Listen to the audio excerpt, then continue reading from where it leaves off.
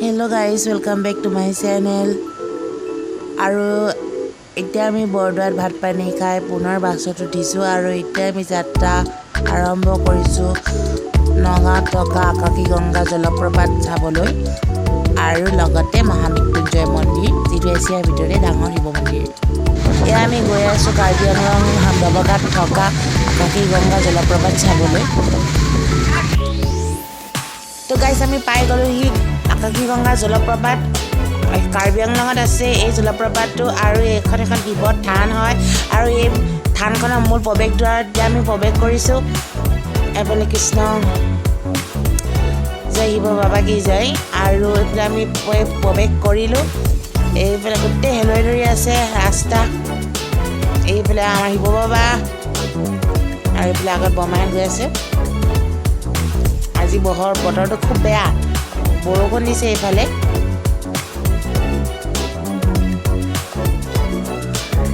আৰু সেইফালে শিৱ থানখন আৰু হয়তো আকাশী গংগা চিলমিলকৈ দেখিলে ধৰিব পাৰিব।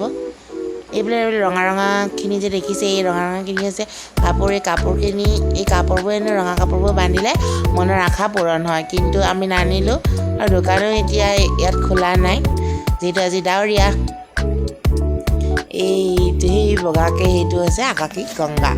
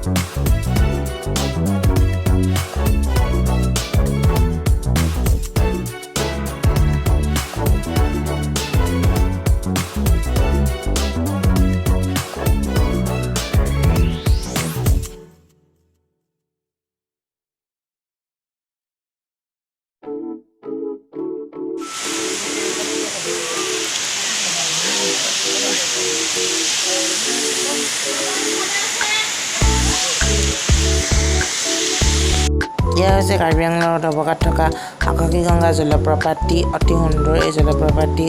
ইয়াৰ কুল শব্দটোৱে সঁচাকৈ অতি সুমধুৰ পৰিৱেশৰ সৃষ্টি কৰিছে আৰু ইয়াৰ গাতে লাগি আছে এই শিৱ থানখন। অতি সুন্দৰ এই থানখন।